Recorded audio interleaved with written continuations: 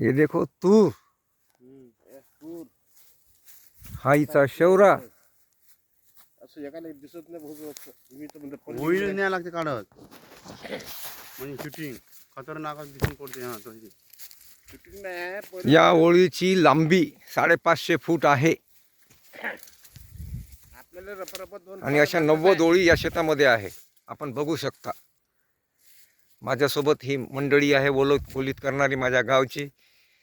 मनोहरराव नेहारे, लखन कोलाम खडसे, हे दोन खास बोलवणारे लोक. हे म्हणतात की आतापर्यंत आम्ही आयुष्यात अशी तूर बघितलेली नाही आणि हिची उंची आहे 9 फूट, 9.5 फूट, 10 फूट. बघू शकता तुम्ही. तिचं बुळ पण तुम्हाला दाखवतो मी.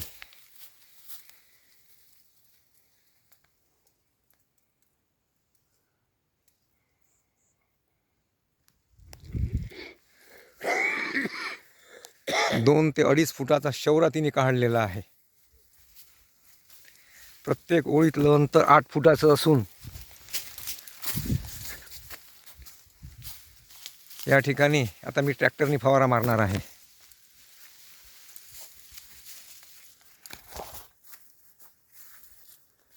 बघू शकता हा शेवरा.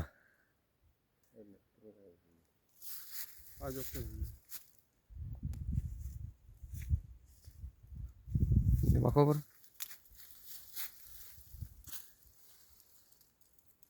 आणि ही फुलाची संख्या कोण्या पद्धतीने आहे तुम्ही बघू शकता.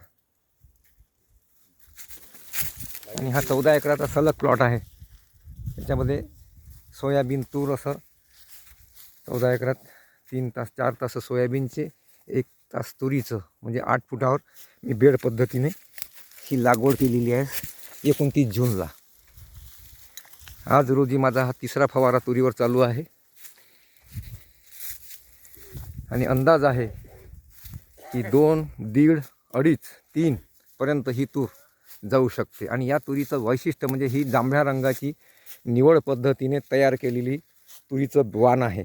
हे मर रोगास अत्यंत नगण्य असून याचा दाणा रुचकर आहे आणि अळीला फार कमी प्रमाणात ही बळी पडते. आणि लदान पद्धतीने ही येते असून हिचा तुम्ही शेवरा बघू शकता, फुलाची साईज बघू शकता, फुलं किती टवटवीत आहेत ते बघू शकता. मी प्रत्येक ओळीत आता 10 ओळीचं शूटिंग घेतलेलं आहे. या ठिकाणी याला मी 3 ड्रिंचिंग केले, 2दा कटिंग केली बायाच्या हातून आणि 2 खतं बेसल डोस दिलेले आहे. मी आता दुसऱ्या ओळीत जातो आणि तुम्हाला तो शेवरा दाखवतो. हे बघा, हा शेवरा बघा. हे अंतर बघा. माणसाला माणूस दिसत नाही. आणि 9 फूट 10 फूट या तुरीची हाईट आहे. आणि 2 ओळीतलं अंतर 8 फूट आणि 9 फूट 9 इंच 1 फूट असं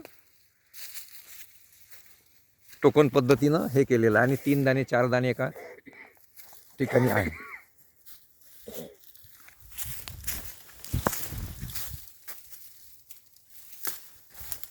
हे बियाणं मी 3 वर्षाची ट्रायल घेतली आणि हे 4 दाण्याची शेंग आहे, 5 दाण्याची शेंग आहे.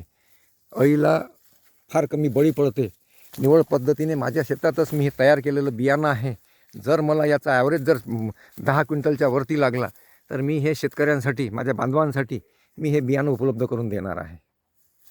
आणि मर रोगाला अत्यंत नगण्य असून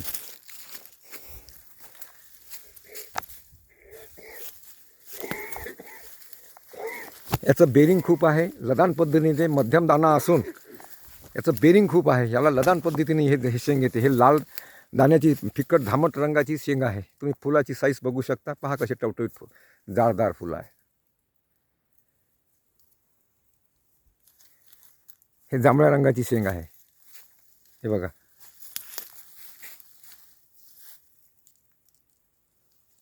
याचा शेवरा तुम्ही बघू शकता.